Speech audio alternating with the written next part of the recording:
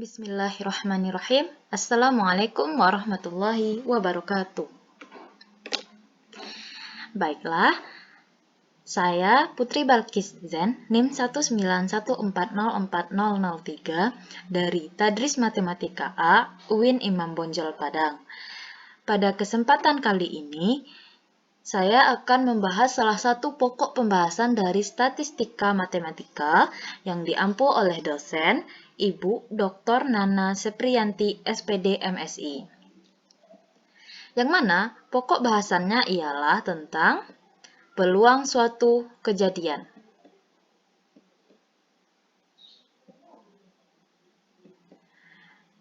Pada buku Ilmu Peluang dan Statistika untuk Insinyur dan Ilmuwan, edisi keempat, 1.4 Peluang suatu kejadian. Apa yang dimaksud dengan pernyataan? Ali mungkin memenangkan pertandingan catur. Saya punya peluang setengah mendapatkan bilangan genap dalam lantunan suatu dadu, dan kecil kemungkinan saya menang dalam taruhan itu. Dari beberapa hal di atas masih terdapat keraguan, tetapi menurut pemahaman sebelumnya tentang pola percobaan yang mempunyai derajat keyakinan mengenai kebenaran pernyataan.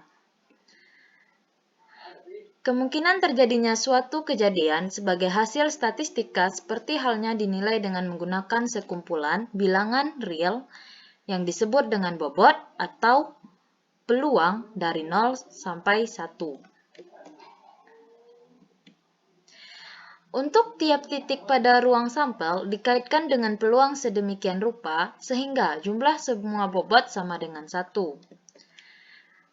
Bila diyakini suatu titik sampel tertentu kemungkinan besar akan terjadi, maka bobot seharusnya dekat dengan 1. Sedangkan bobot yang hampir 0 diberikan pada titik sampel yang kecil sekali kemungkinannya terjadi. Definisi 1.8.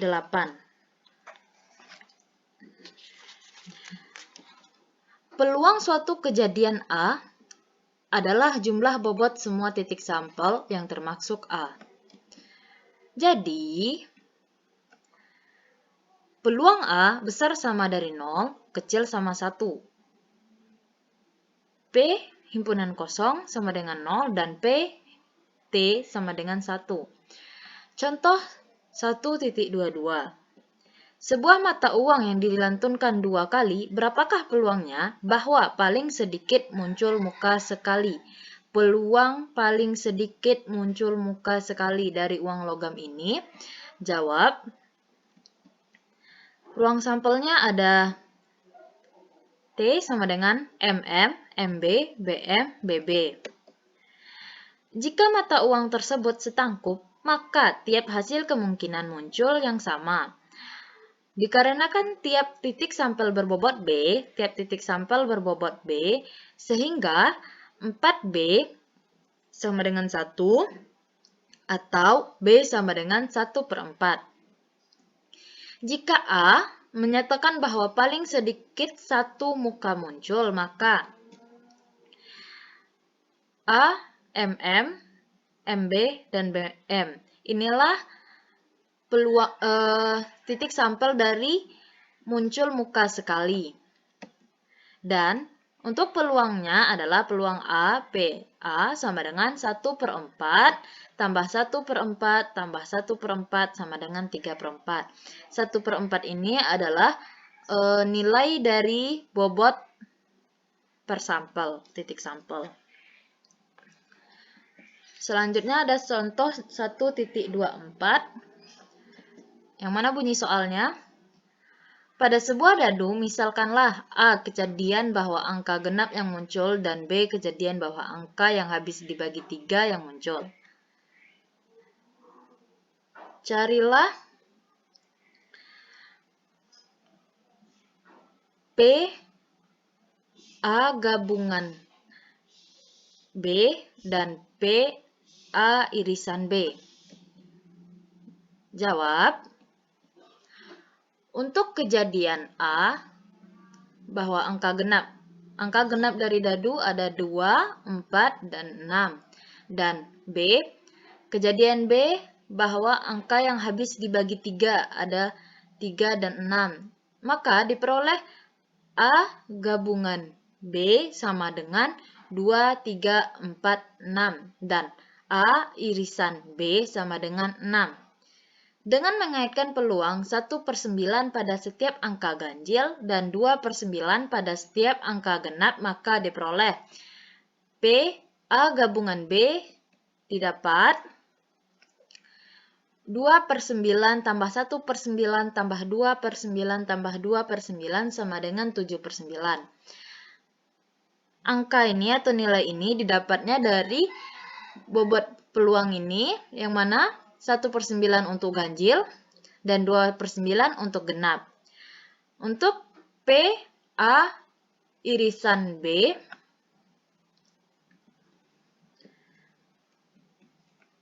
dua per 9.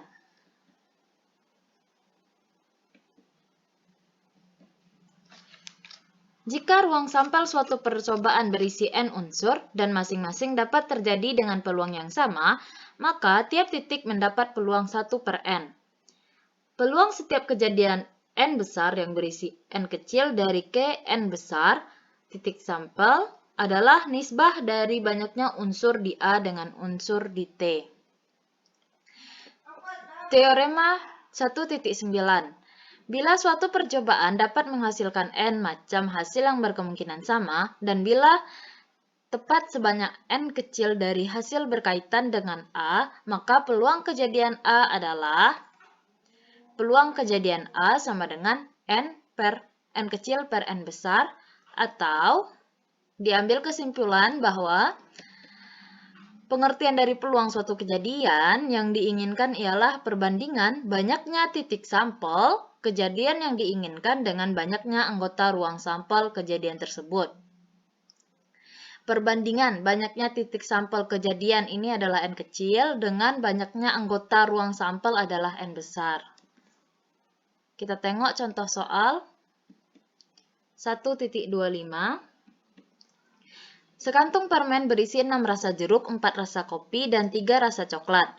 Bila seseorang mengambil satu permen secara acak, carilah peluangnya mendapat 1 rasa jeruk, yang kedua 1 rasa kopi atau coklat. Jawab. Misalkan J, K, C menyatakan kejadian bahwa yang terpilih adalah masing-masing rasa jeruk, kopi, dan coklat. Jumlah permennya ada 13. Ini dapatnya dari 6 tambah 4 tambah 3. Semuanya terpilih dengan kemungkinan yang sama. Kita tengok dari 1 rasa jeruk. Karena 6 dari 13 permen dengan rasa jeruk, maka peluang kejadian J, 1 rasa jeruk terpilih secara acak adalah 6/13. 6 dari jumlah permen rasa jeruk dan 13 jumlah keseluruhan permen. Yang kedua, 1 rasa kopi atau coklat. Karena 7 dari 13 permen dengan rasa kopi atau coklat, maka 7-nya ini didapat dari jumlah antara rasa kopi tambah rasa coklat. P gabungan K gabungan C sama dengan 7/13. Selanjutnya kita masuk ke contoh 1.26. Yang mana soalnya adalah dalam setangan pemain poker terdapat 5 kartu. Hitunglah peluangnya mendapat 2 as dan 3 jack. Banyak cara mendapat 2 dari 4 as ialah kombinasi 4, 2 sama dengan 6. Dan banyak cara mendapat 3 dari 4 jack adalah kombinasi 4, 3 sama dengan 4. Menurut aturan perkalian dari teorema 1.1, terdapat N kecil sama dengan 6 kali 4 sama dengan 24. 24 tangan dengan kartu 2 as dan 3 jack yang dapat terjadi. Banyaknya tangan kartu poker masing-masing berisi 5 kartu dari 52. 52 ini adalah jumlah dari kartu poker. Semuanya berkemungkinan sama, ialah N besarnya didapatkan dengan kombinasi antara jumlah keseluruhan dari kartu poker dengan dengan yang akan kita cari. 52 kombinasi 5, 52 faktorial per 5 faktorial kali 47 faktorial, maka didapat nilainya 2.598.960. Jadi, peluang kejadian C mendapatkan 2 as dan 3 jack adalah dalam setangan kartu poker berisi 5 ialah peluangnya N kecilnya ini 24 dan N besarnya ini nilai dari ini sama dengan 0,9 kali 10 pangkat min 5.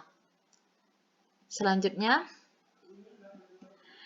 bila bobot tak dapat bernilai sama, maka besarnya harus ditentukan berdasarkan pemahaman mengenai percobaan. Sebagai contoh, bila suatu mata uang tidak setangkup, maka kedua bobot dapat ditaksir dengan melantunkan beberapa ratus atau ribu kali dan mencatat hasilnya.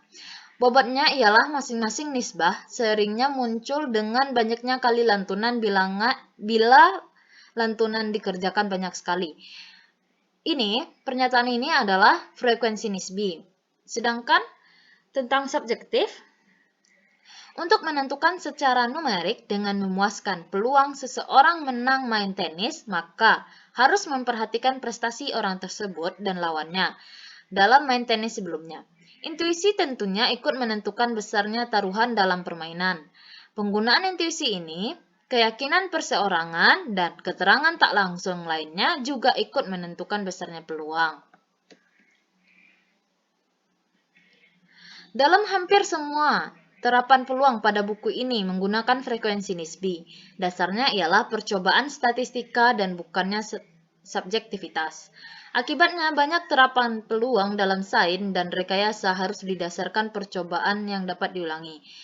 Pernyataan ini ialah limit dari frekuensi nisbi.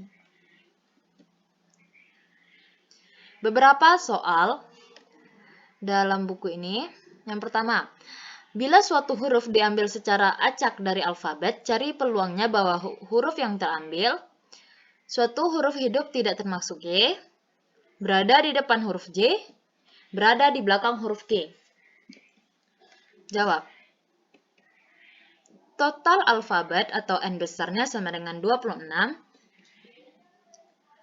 Peluang suatu huruf hidup tidak termasuk Y, itu untuk N kecil sama dengan 5, maka peluangnya adalah 5/26, N kecil per N besar. Untuk peluang huruf di depan J, N kecilnya sama dengan 9, maka peluangnya sama dengan 9/26. Dan untuk peluang huruf di belakang G, N kecilnya didapatkan dari 26 kurang 7 sama dengan 19, maka peluangnya adalah 19/26. Soal berikutnya, bila suatu permutasi dari kata putih diambil secara acak, cari peluang bahwa permutasi itu berawal dengan huruf mati, berakhir dengan huruf hidup, huruf mati dan huruf hidup bergantian. Jawab. Total putih. Total dari kata putih ini untuk N besarnya sama dengan 5. 5 faktorial sama dengan 120. Peluang berawal dengan huruf mati. Huruf matinya adalah P, T, dan H. Terdapat 3 N kecilnya, maka peluangnya adalah 3/5. Peluang berakhir dengan huruf hidup. Huruf hidup ada U dan I, N kecilnya 2, berarti peluangnya adalah 2/5. Sedangkan huruf mati dan huruf hidup bergantian, maka peluangnya N kecilnya 3 kali 2 kali 2 kali 1 kali 1 sama dengan 12. Maka peluang dari huruf mati dan huruf hidup bergantian ini adalah 12/120 sama dengan 1/10. Bila 3 buku diambil secara acak dari suatu rak yang berisi 5 novel, 3 buku syair, dan 1 kamus. Ini soal berikutnya ya. Berapakah peluangnya bahwa kamus saja yang terpilih? Yang B-nya 2 novel dan sebuah buku syair yang terpilih. Jawab. Jumlah buku N besarnya 9. Ini dapatnya dari 5 novel, 3 buku syair, dan 1 kamus. Totalnya 9. Peluang 3 buku diambil secara acak. Nih, bila 3 buku diambil secara acak, berarti nilai N kecilnya 3. Maka peluangnya sama dengan 3/9 sama dengan 1/3. Ini untuk kamus yang terpilih. Sedangkan untuk peluang 2 novel dan 1 buku syair, N besarnya 9 kombinasi 3 sama dengan 84. N kecilnya 5 kombinasi 2 dikali 3 kombinasi 1. 5 ini adalah jumlah buku novel dan yang duanya 2 novel yang dipilih. Sedangkan 3 jumlah buku syair, satunya buku syair yang terpilih. Maka sama dengan 30. Maka peluang dari 2 novel 1 buku syair adalah 30/84 sama dengan 5/14. Terima kasih. Wassalamualaikum warahmatullahi wabarakatuh.